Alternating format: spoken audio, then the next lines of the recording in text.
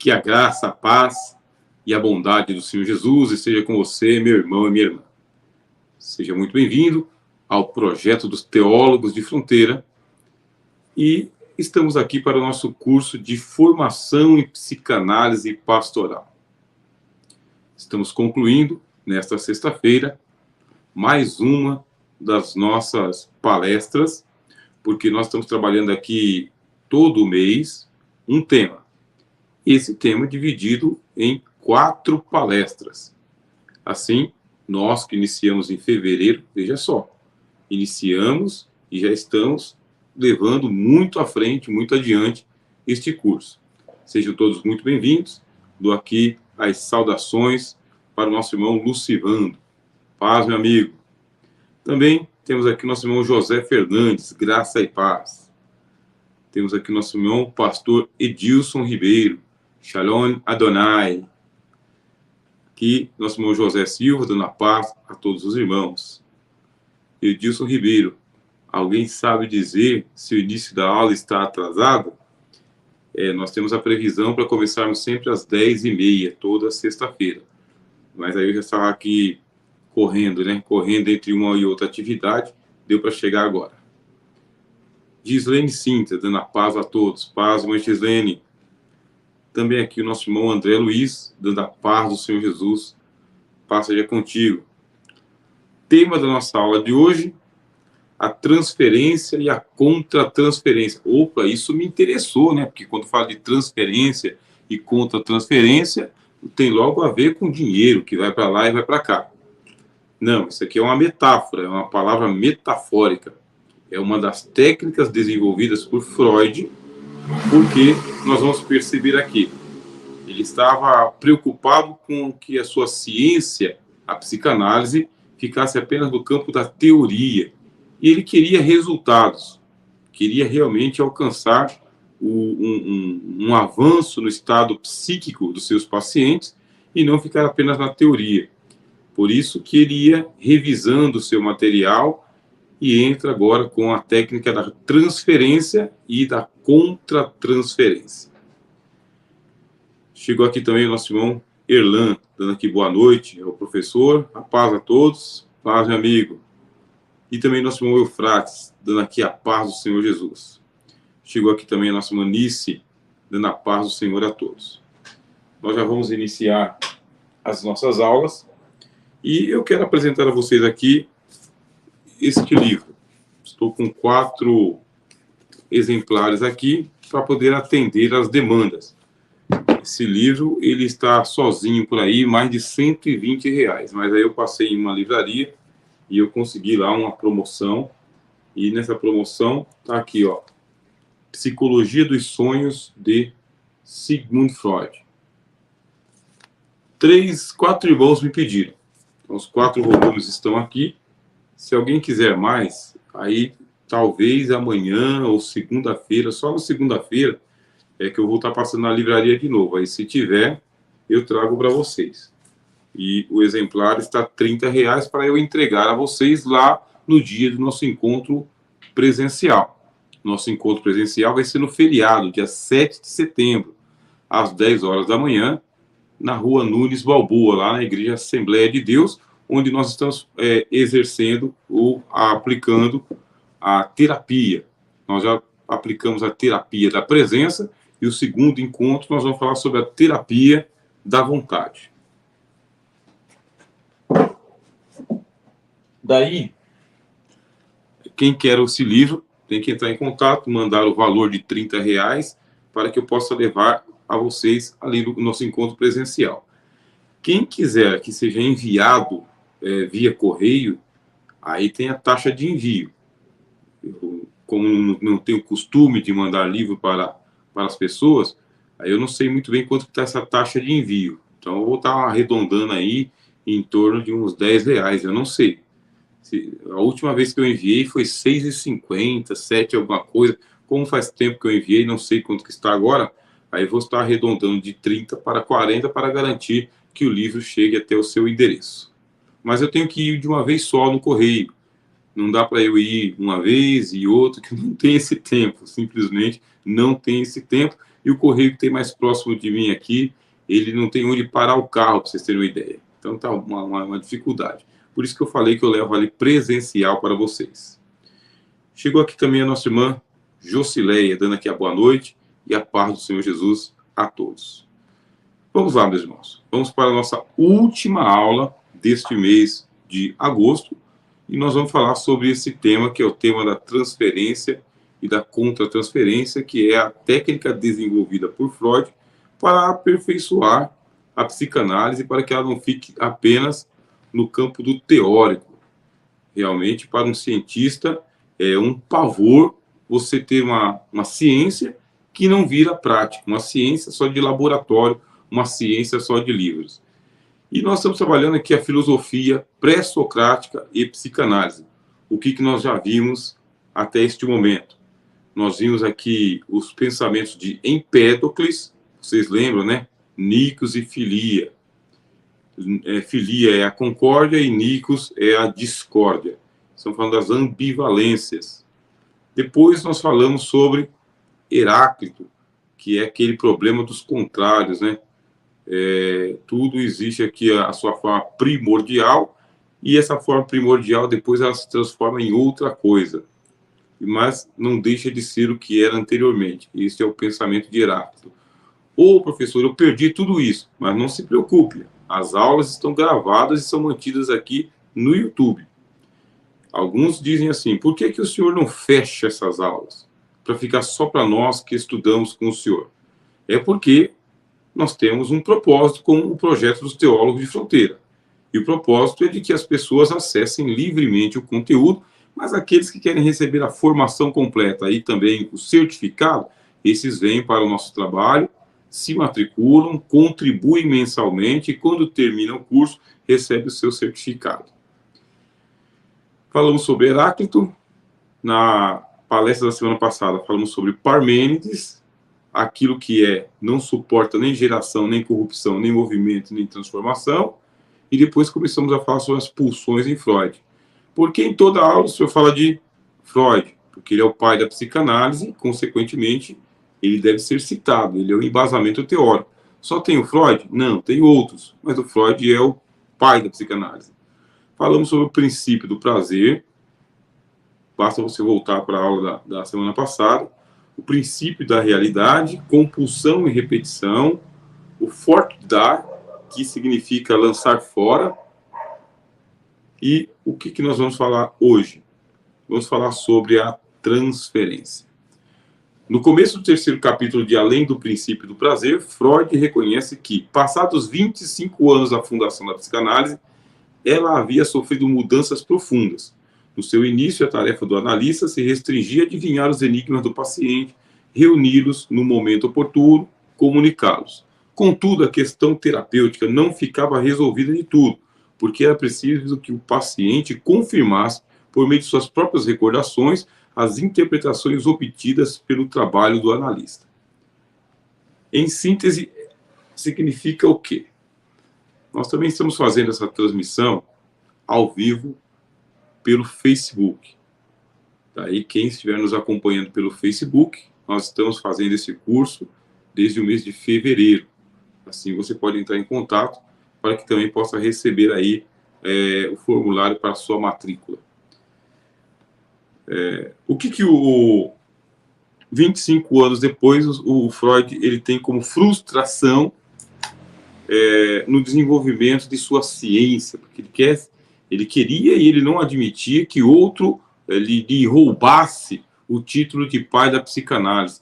Todos aqueles que quiseram tirar a psicanálise do caminho traçado por Freud, acabou descendindo. Segue seu caminho, vá para outro canto, por causa que esse terreno aqui é meu. Havia uma frustração, por assim dizer, no surgimento da psicanálise. Ela estava muito laboratorial. Dentro da clínica, o paciente ficava bem ali, na hora que estava diante do analista. Mas, saindo do consultório, saindo para a vida lá fora, não tinham grandes resultados, não era algo perceptível. Tanto é que a pessoa volta constantemente. Então, não tem um desenvolvimento. Precisa se desenvolver mais uma técnica, um aprimoramento, um aperfeiçoamento. Aí surge essa técnica aqui, que é a da transferência. Transferência e, consequentemente, o da contratransferência. Era preciso que o paciente confirmasse, por meio de suas próprias recordações, as interpretações obtidas pelo trabalho do analista. Nesse ponto, chega-se ao novo problema: as resistências criadas pelo próprio paciente. Urgia, portanto, descobri-las, apontá-las ao paciente e, de maneira adequada, incitá-lo a superá-las. Essa técnica representou uma inovação na medida em que fazia intervir a sugestão que se apresentava como transferência. Freud sublinha que o fim proposto com essa nova técnica, o de fazer consciente o que estava inconsciente, não podia ser totalmente alcançado, tendo em vista que o paciente poderia não recordar todo o recalcado e poderia não recordar precisamente o que seria mais importante no tratamento.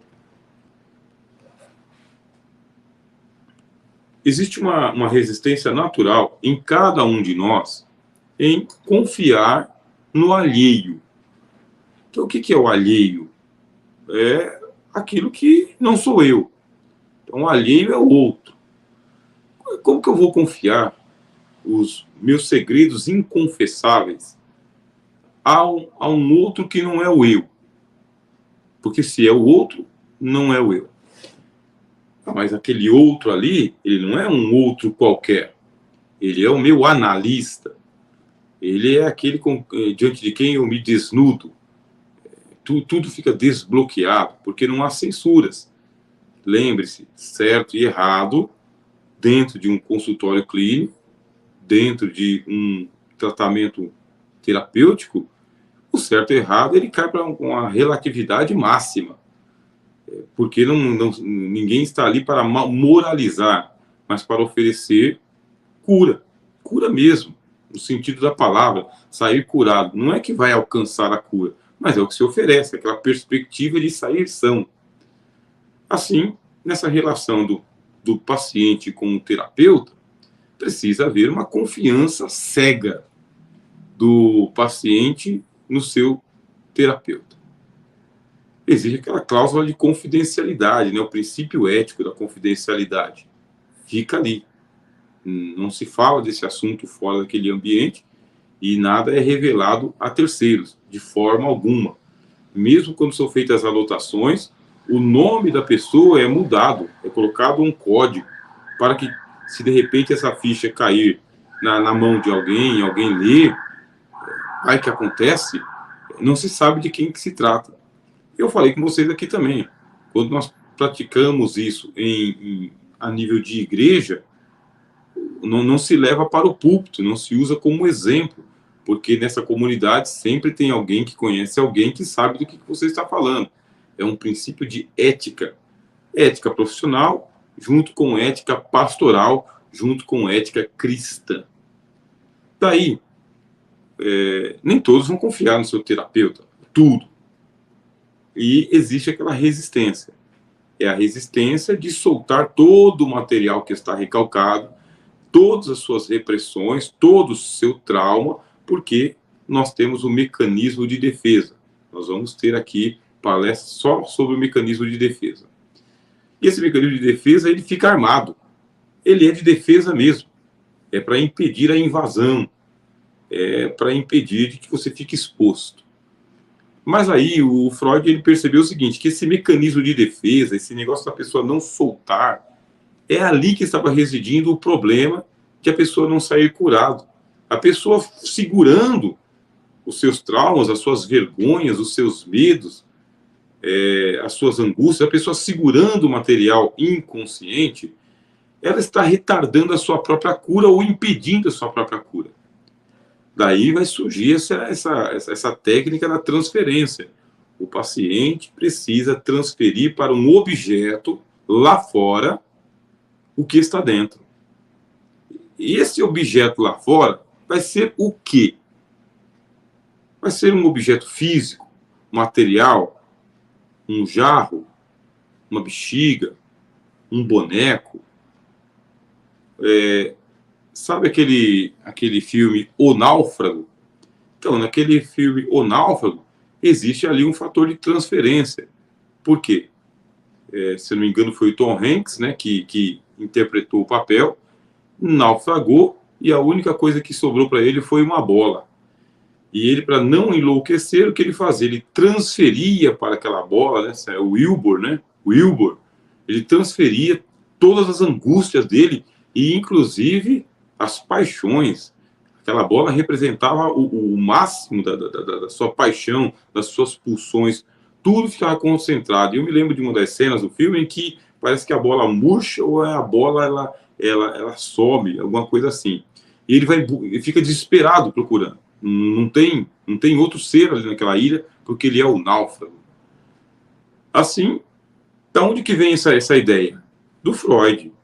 Você vai transferir, vai levar o paciente. Uma das irmãs perguntou: professor, é possível se fazer uma autopsicoterapia, tratar a si mesmo, analisar a si mesmo? Eu disse a ela: sim, é possível, isso pode acontecer. Embora que o ideal é que você tenha um terapeuta, por causa que ele vai ter uma visão externa, e com essa visão externa ele vai te orientar, vai te nortear. Mas dá para você fazer também. Esse negócio da transferência é isso. É tirar do inconsciente, do recalcado, de passar para frente, para um objeto. Mas nem sempre esse objeto dá conta, porque o objeto ele é inanimado. Um tijolo, uma bola, uma bexiga, um boneco, uma casa, um carro. Esse objeto ele é inanimado. Muitos fazem a sua transferência para um animal. Sabia disso? Muitas pessoas, elas vão... eu gosto do meu bichinho de estimação. E existe aí, inclusive, uma tese fortíssima de que o animal de estimação acaba se parecendo com o dono, até nos hábitos. Os mesmos hábitos do dono são transferidos para o animalzinho de estimação. Se dorme muito, se trabalha muito, se ri muito, se brinca muito.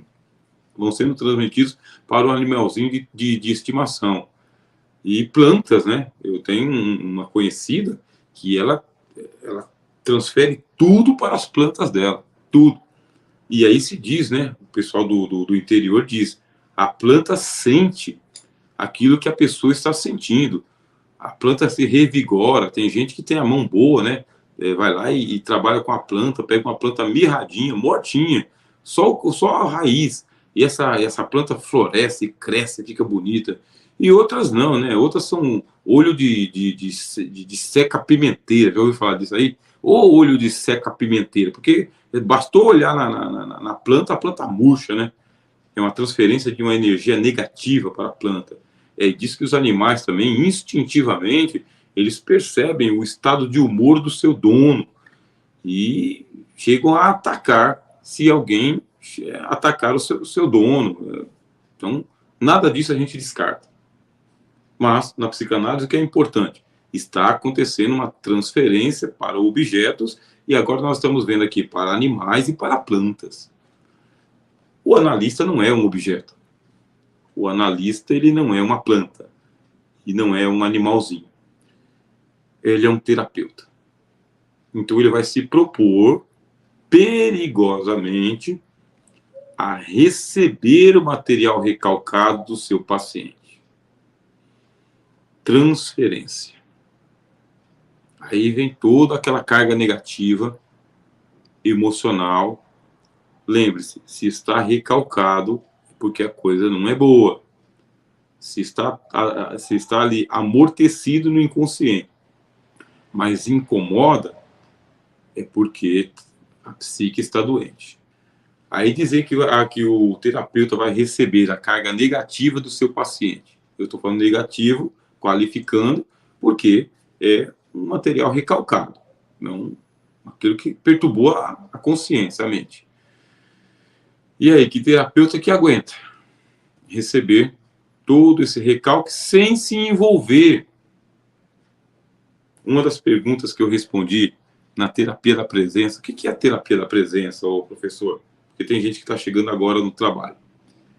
A terapia da presença é a presença do terapeuta. Você não se omite, você se apresenta. Então, eu estava explicando lá no nosso encontro presencial de terapia da presença, que não tem como você não se envolver.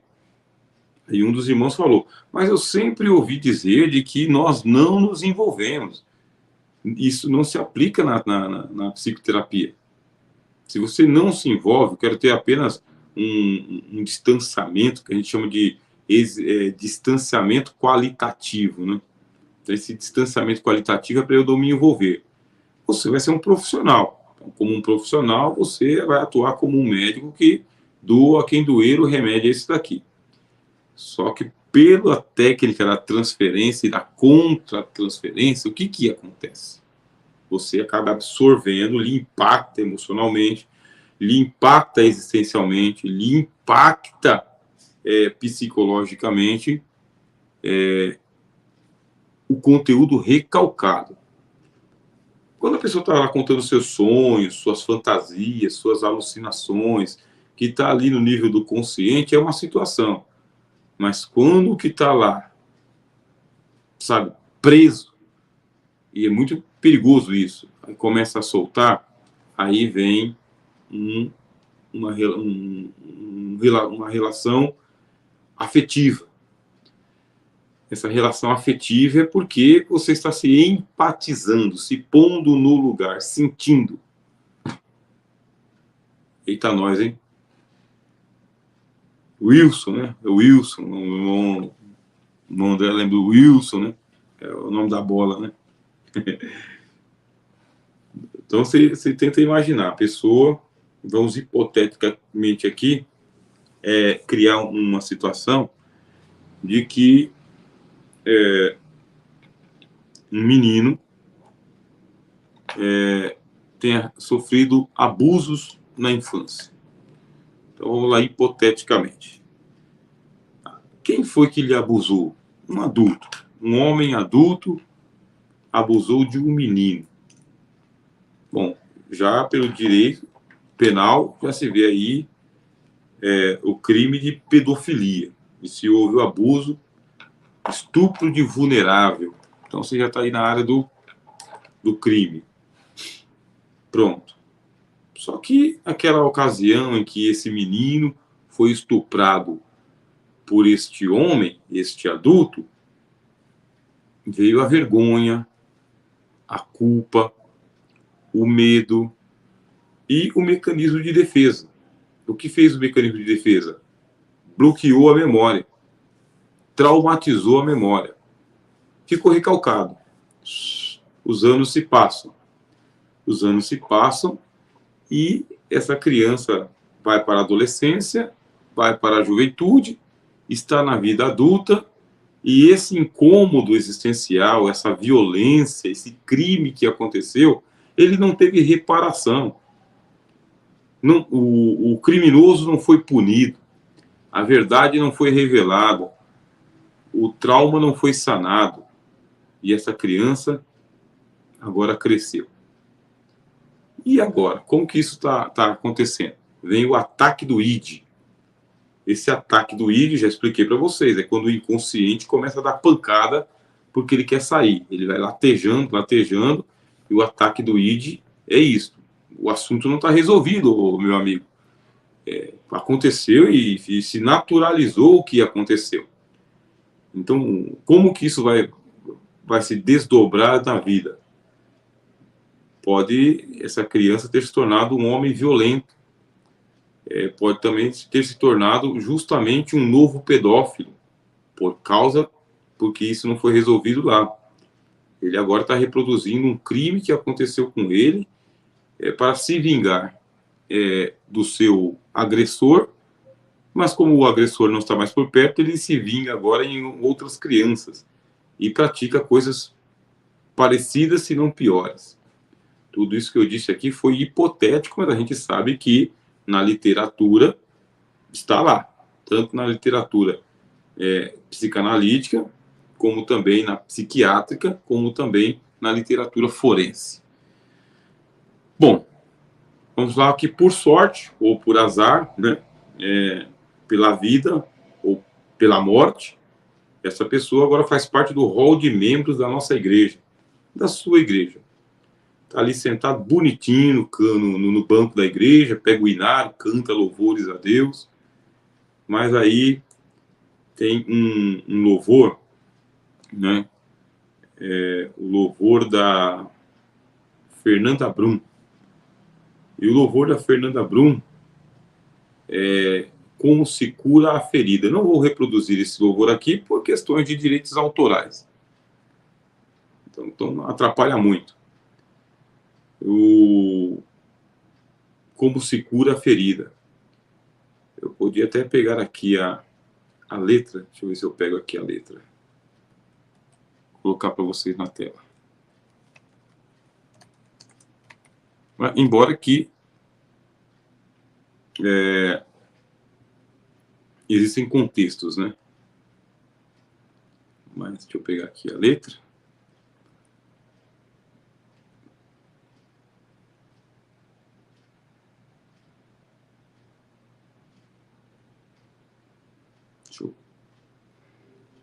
Eu tenho que tomar todo cuidado com o negócio de direitos autorais. Bastante.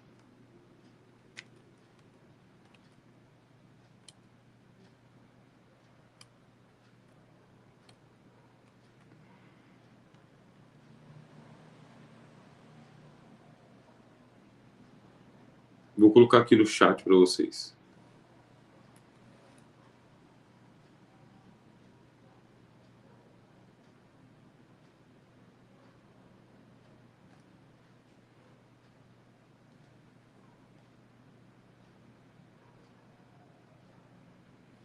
Tá lento, hein? Tá bem devagar.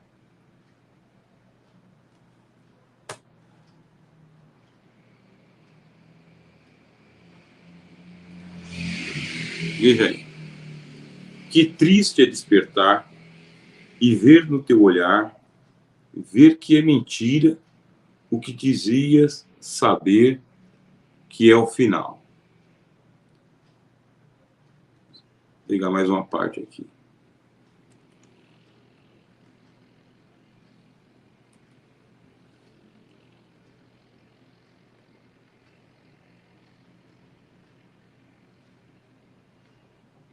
Que triste é ver cair a amizade que eu construí, que me guardava, que me alegrava, e eu não via que mentias. Aí ela pergunta: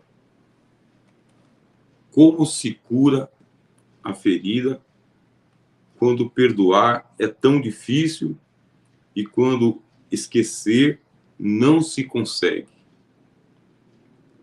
Como enfrentar esta vida quando o coração já em pedaços encontra a desilusão e quebra o mundo inteiro num golpe baixo? Nunca imaginei chorar teu engano. Tá aqui, estou colocando no chat para vocês acompanharem e depois vocês podem ouvir essa canção.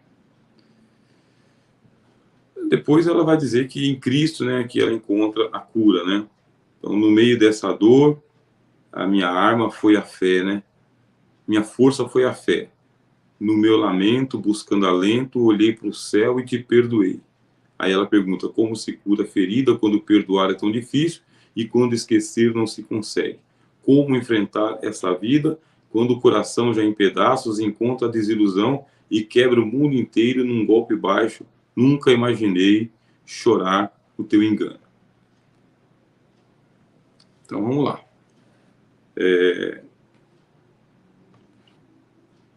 Você imagina que a pessoa está sentada no banco de igreja e que o sermão está fervoroso. Os louvores, eles são curativos.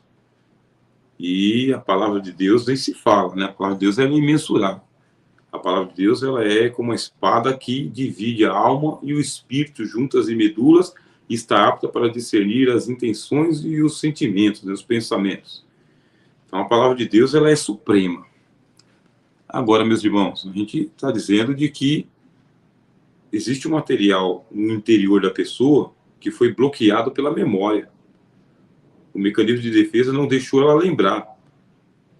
Então, mesmo sentado no banco de igreja participando de um culto abençoado, e sabemos que Cristo cura, cura e cura, também existem pessoas que estão num estado de tristeza, de melancolia, de desvalorização tão grande, que nem mesmo no culto mais fervoroso elas conseguem sentir a presença de Deus, como nós dizemos. Ela continua adoentada.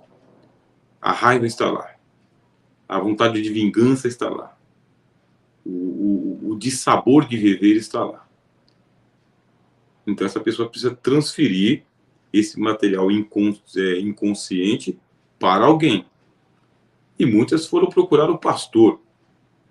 E o pastor, sem preparo psicanalítico, fez um juízo de valor.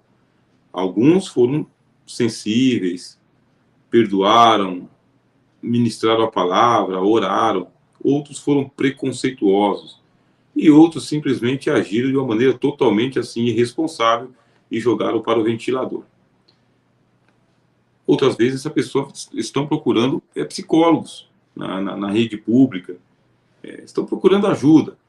E muitos desses psicólogos não têm orientação cristã. Tem uma orientação profissional? Sim, mas não tem orientação cristã. E o prejuízo é grande, em alguns sentidos, porque eles vão ali seguir o que disse a academia para eles. O nosso curso de psicanálise pastoral, e olha que nós estamos aqui no início da caminhada, está uma dificuldade que só por Deus. Mas eu creio porque o Senhor falou ao coração. Então eu estou esperando porque nós cremos. Nós sofremos resistência porque psicólogos, psicanalistas, eles são discriminados no mundo cristão, porque tudo é espiritualizado, tudo é colocado no âmbito da religiosidade. Mas a gente crê no poder de Deus. Pelo menos aqueles a quem nós estamos dando auxílio, para quem nós já prestamos auxílio, estão bem. É nisso que nós nos gloriamos em Cristo, né? Deu certo para essas pessoas. Então, assim, hipoteticamente, eu disse para você, uma pessoa que está ali, passou por um abuso na infância, e agora é um adulto frustrado, e que tem os seus ataques do id, mas está sentado no banco de igreja e não sabe para onde se direcionar. Vai se direcionar para você, meu irmão e minha irmã, que está participando dessa palestra. E olha só, vocês nada me falaram, mas vai que, coincidentemente, vocês conhecem alguém que passou por essa situação, que está bem próximo de vocês. Já começa a pensar. Você está absorvendo, aí vem a transferência. Se vem a transferência, tem que acontecer a contra-transferência também. Bom, como até agora eu não vi que vocês reclamaram assim do sinal, imagino de que o sinal está saindo bom, de que a gravação não está atrasada, de que o som está bom também. Porque se tivesse alguma coisa acontecendo aí fora do comum, acho que vocês já tinham dito, né? O professor está travando, o som está ruim, não estou conseguindo. Mas se ninguém disse nada, eu entendo que a coisa está fluindo. Voltando aqui para os nossos slides, que a gente está fazendo aqui o compartilhamento com vocês.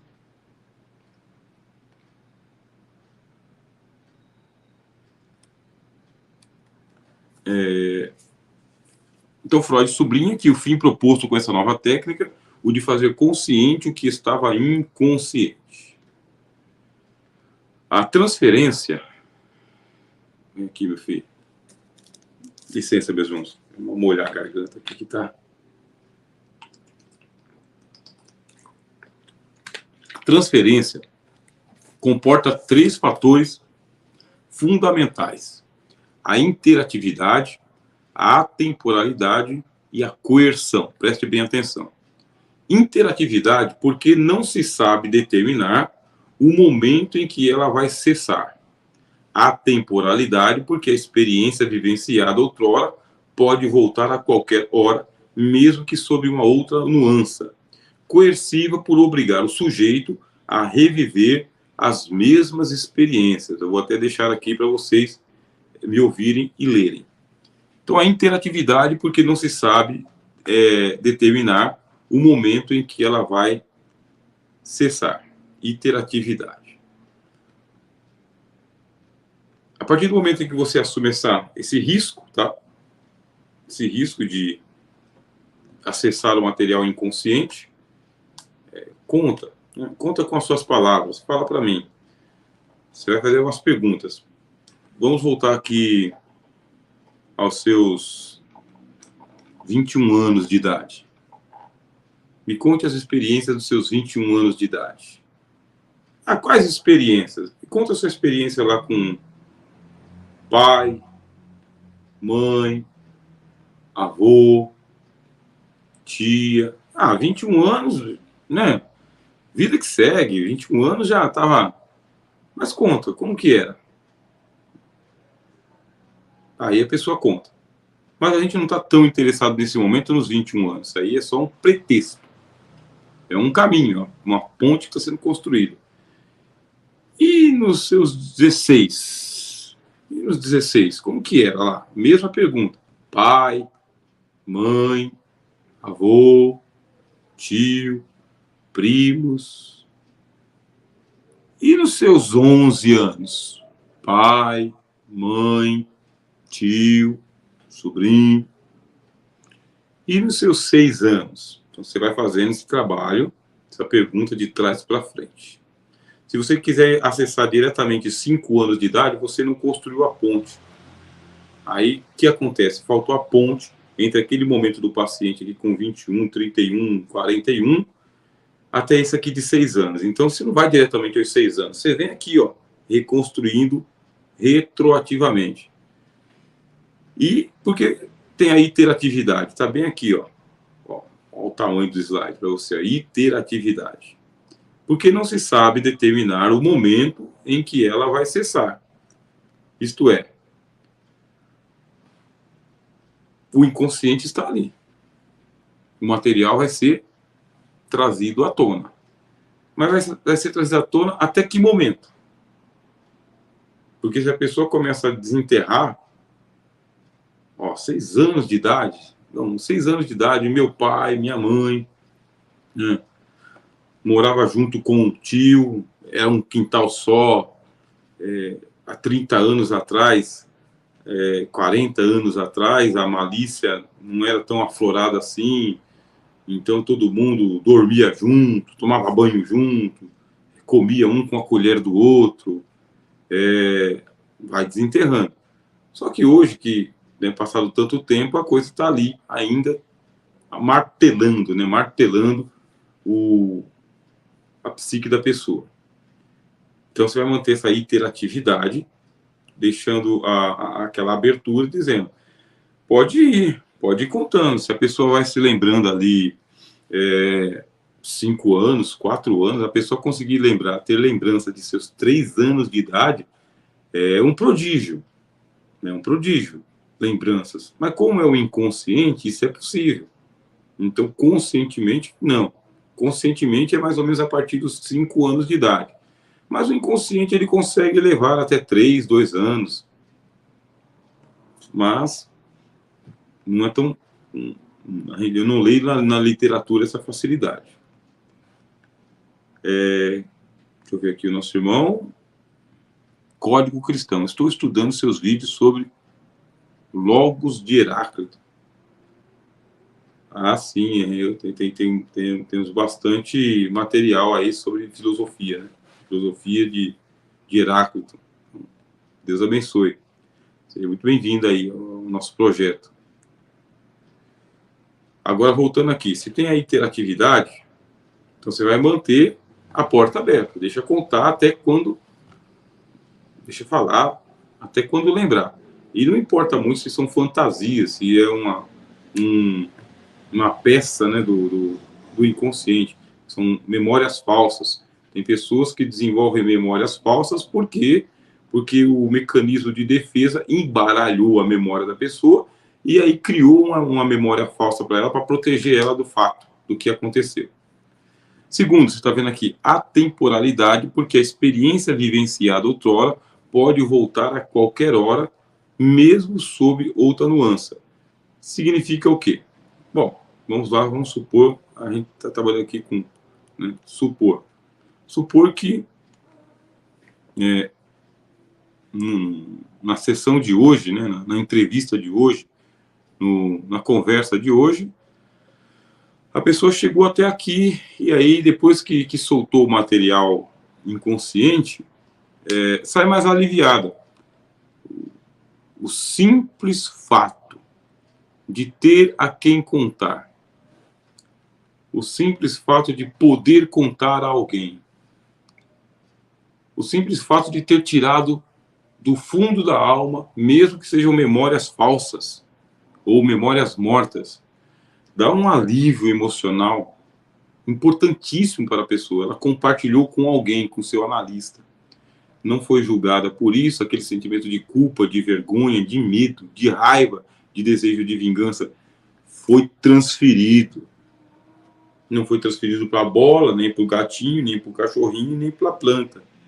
Foi transferido para o analista. Ali está você ouvindo e sendo impactado com aquilo que você está ouvindo. Está sendo transferido para você. E aí vem a contra-transferência. Essa contra-transferência é a sua lucidez. É você lúcido. É você tranquilo. Não é você julgando. Não é você solucionando o problema. Não é você colocando mais um peso sobre aquele que já está com peso. É a sua leveza de alma, é o seu profissionalismo. Não, é a sua vocação pastoral. É a sua fraternidade, é a sua humanidade. Como é bom a pessoa saber que ela pôde contar para alguém e não foi ameaçada com as chamas quentes do inferno. Porque geralmente isso acontece bastante, né? O sentimento de medo, de culpa e de vergonha é justamente porque do outro lado tem o inferno. Então o sermão deixou claro que a pessoa vai para o inferno. Mas o analista não está ali para fazer o julgamento dos bodes e das ovelhas. Deixa isso para Cristo. Mas a pessoa teve com quem falar. Eu quero aqui fazer a ponte com Judas. Judas Iscariotes.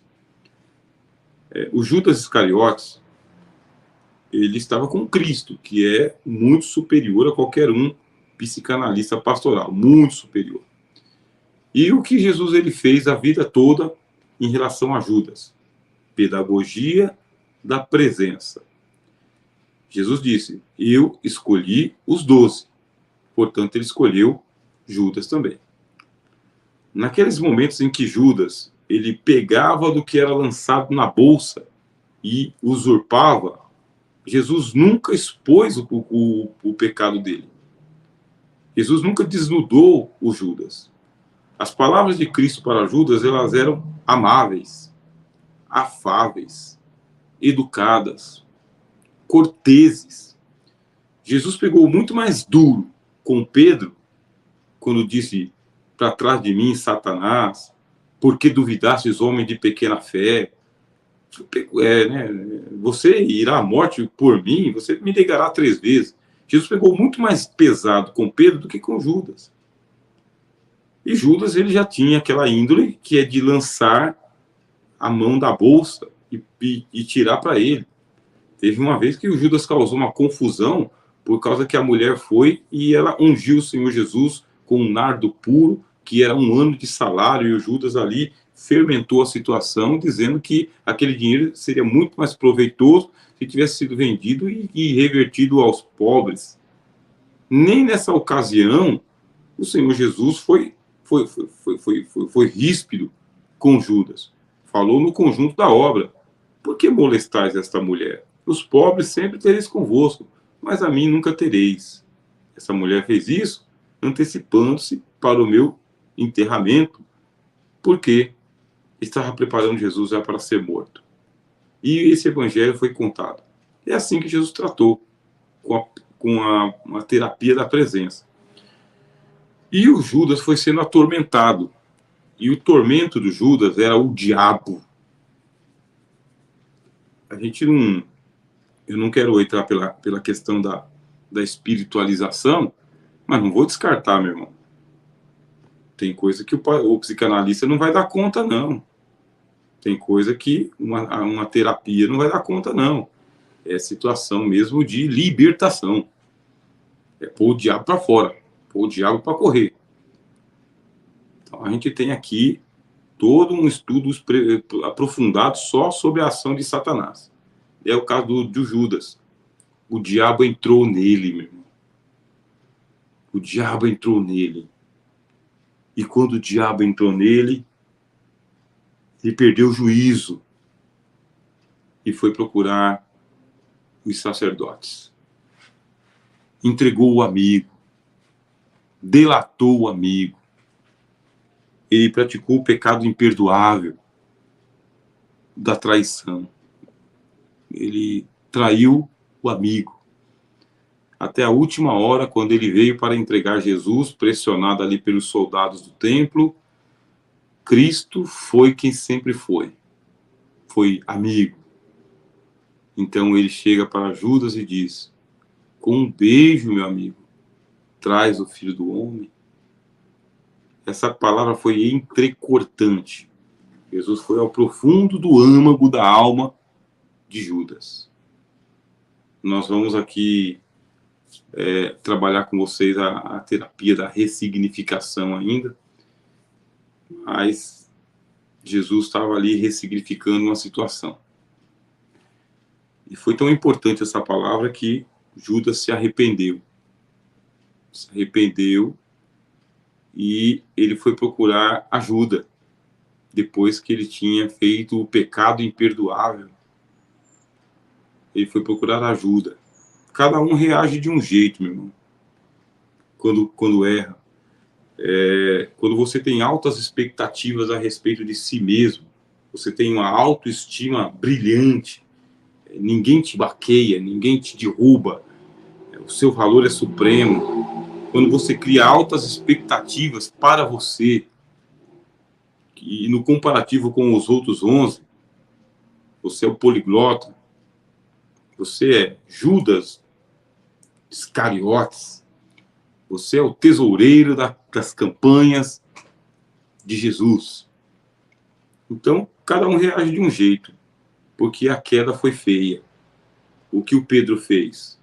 O Pedro, quando Jesus olhou para ele, porque com Judas, Jesus falou: amigo, a que viestes? Com um beijo, traz o Filho do Homem. Então, com Judas, Jesus falou. Mas com Pedro, Jesus olhou. E quando Jesus olhou para Pedro, a Bíblia diz que o galo cantou e que ele chorou ele retirou-se para chorar amargamente. E Pedro saiu de cena. Cristo, quando ressuscitou dos mortos, mostrou muita preocupação com Pedro. Muita. Por quê? Estou fazendo com vocês o prometido do curso. É a ponte entre a Bíblia e a psicanálise. O Pedro, ele entrou num estado de tristeza profunda. O tanto que Jesus depositou confiança nele, o tanto que ele se apropriou do Evangelho. E ele cometeu um pecado que é o mesmo pecado de Judas, é o mesmo. Só que em instâncias diferentes, com configurações diferentes. Ambos fizeram a alegação de Cristo. E ambos traíram a Cristo, mas em instâncias diferentes. E a preocupação de Jesus com Pedro foi tão profunda que Jesus teve que aparecer para Pedro e adiar a conversa com ele. Não teve a conversa com ele logo de primeira. Se vocês assistiram aquela pregação que Deus me concedeu pregar lá em Barueri, eu falei sobre a situação de Pedro. Aí eu sugiro a você assistir aquela pregação mais uma vez. Jesus passou ali um ato de 3 semanas, praticamente, sem falar diretamente com Pedro. E por que Jesus delongou tanto? Chegou a hora. Mas a preocupação dos amigos de Pedro era de que ele fizesse o mesmo que Judas fez. Porque quando Pedro disse, vou pescar, Pedro não chamou ninguém. Cada um de nós reage de um jeito diferente, porque nós temos, assim, um messianismo dentro de nós, uma importância, a gente se valoriza, né? Quero que valorize o que você tem. Aí você comete um pecado, aí você comete um deslize, aí você trai Jesus, aí você nega o Evangelho, aí você E cada um reage de um jeito. O Judas reagiu como? O Judas reagiu indo procurar ajuda. Ele foi até o templo de Jerusalém e lá ele chegou para o pessoal do contato e disse para aquele pessoal: pequei traindo sangue inocente. Ele reconheceu o pecado dele e ele procurou devolver as moedas. Perdeu o sentido, perdeu o valor. E o que aqueles homens disseram para ele? Isto é contigo. Isso não é problema nosso. Isso é contigo. Então ele foi procurar ajuda e não encontrou. E agora Jesus já estava sendo morto e Judas estava morto também. As palavras de Cristo penetraram profundamente na sua consciência e ele não se perdoou pelo pecado que ele cometeu. Ele não se perdoou. E não estou justificando Judas, estou fazendo uma análise com você. E por ele não se perdoar, ele ficou se remoendo. Se remoeu muito. E Jesus está sendo julgado para ser crucificado e morto. E o Pedro? O Pedro também está numa situação crítica, cada um reage de um jeito. E quando Jesus ressuscitou, ele disse: vou pescar. Os amigos de Pedro colaram nele, por causa que ele poderia fazer o mesmo que Judas fez. Esse era um grande temor aquele dos apóstolos. E se Pedro se matar? Porque aí repercutiu a notícia. Cadê Judas? Que eles não sabiam que Jesus tinha sido traído por Judas. Só se soube que foi Judas quem traiu Jesus depois. Naquela noite que Jesus foi traído, ele disse para Judas: o que você tem que fazer, vai e faz. Faz depressa. E aí é que ele saiu. E os discípulos pensaram que ele tinha que ir sustentar os pobres, porque era ele que cuidava a bolsa. Não sabiam que o diabo tinha entrado nele, não sabiam que ele foi confabular com aquele pessoal de Jerusalém, do templo de Jerusalém, para atrair o mestre. Só ficaram sabendo porque lá no horto apareceu Judas com a turba e reconheceu. E Pedro sacou da espada e o Judas estava do outro lado, não estava do lado dos apóstolos, estava do lado dos inimigos. E Jesus dizendo: com um beijo traz o Filho do Homem. Ali está se descortinando a cena mais trágica de todo o Evangelho. É a cena da traição de um amigo e do desespero do outro amigo. E o que vai dar em tudo isso aí? Jesus está sendo morto e o Judas agora não tem alternativa. O Judas está sem alternativa. Ele não recebeu o perdão no templo, Jesus está sendo crucificado e ele vai para o ato de desespero, uma autorredenção. Ele vai em busca da autorredenção. O mito é igual o mito dos samurais, né? O samurai, ele não pode viver em desonra. Se o samurai perdeu uma batalha e o seu imperador ficou em perigo, ele tem que praticar o harakiri, e pelo harakiri ele tem que tirar a própria vida. Então é o mito da autorredenção o que faz o Judas. Ele pega uma corda, amarra essa corda numa árvore e se enforca. Só que ele não ficou simplesmente enforcado, porque diz que a corda se arrebentou e caiu de uma altura que ele ficou com as entranhas todas expostas. E aquele dinheiro que ele tinha devolvido no templo, os tesoureiros disseram: não pode ser colocado de volta no tesouro do templo, porque é preço de sangue. A turma reconheceu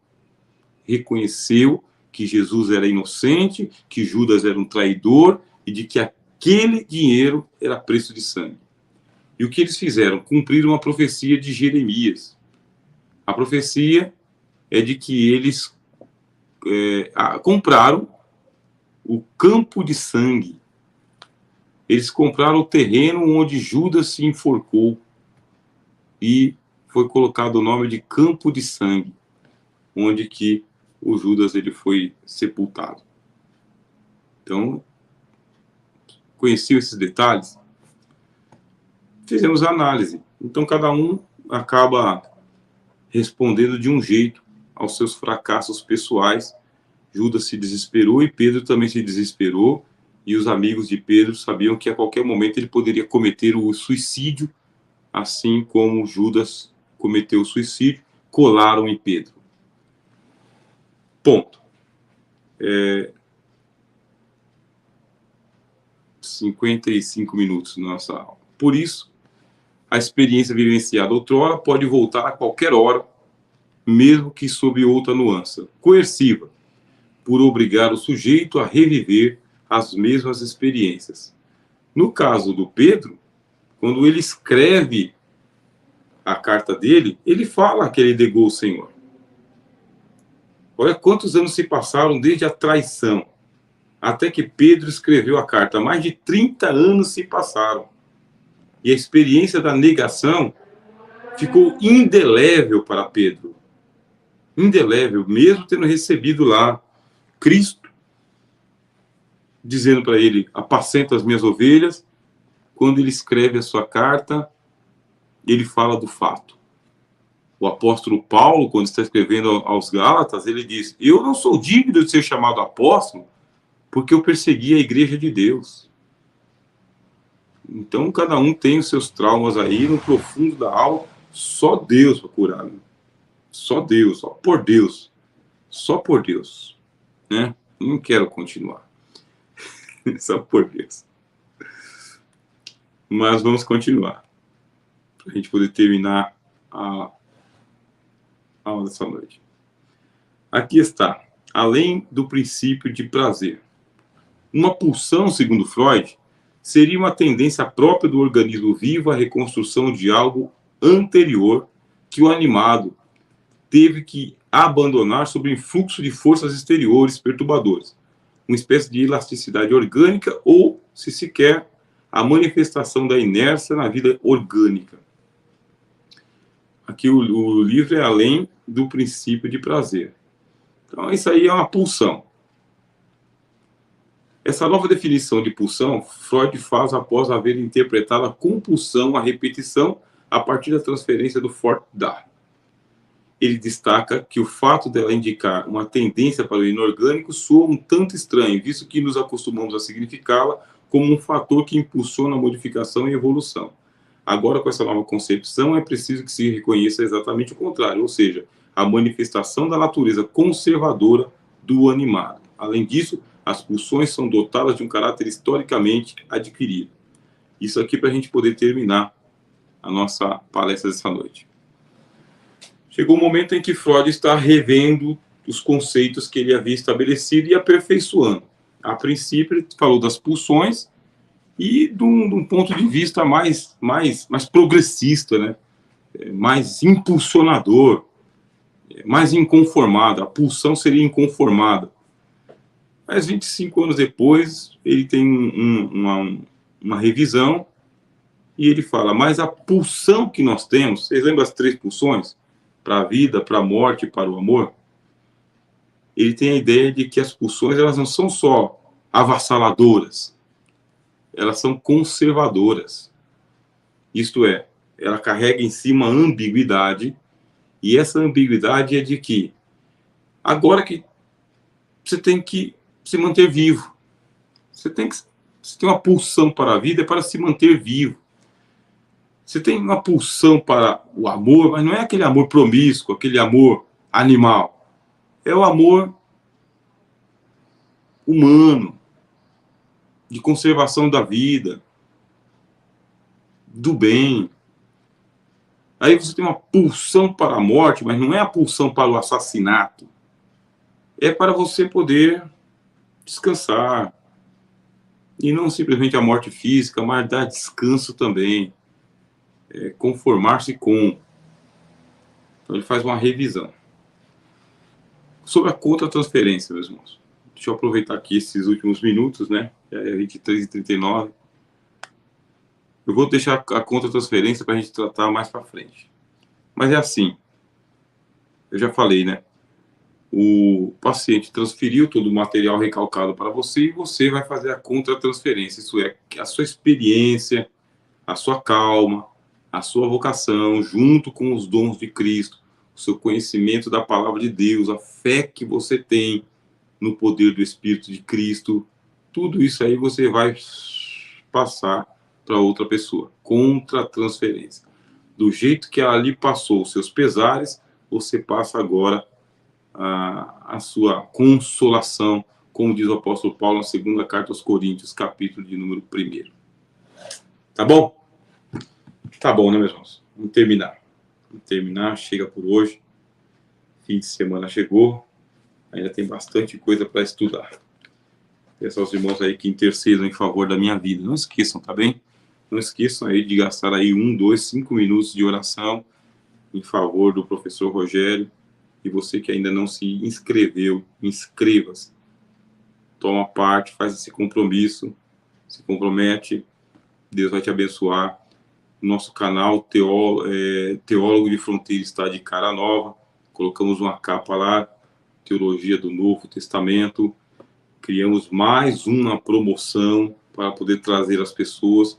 Estamos realmente aí num trabalho que é um trabalho de discipulado, de ensino, de formação, e é um trabalho missionário também. Então, segura a corda do outro lado aí e nos ajude. Impulsione, faça as curtidas que são necessárias serem feitas, faça os compartilhamentos, as contribuições, tudo aí conforme a graça de Deus. E, meus irmãos, não esqueçam, tá bem? Não esqueçam da nossa bandeira, não esqueçam do nosso país e fazer intercessões a Deus, porque só Deus segura este país. Que a paz seja contigo em nome do Senhor Jesus. Boa noite, meus irmãos.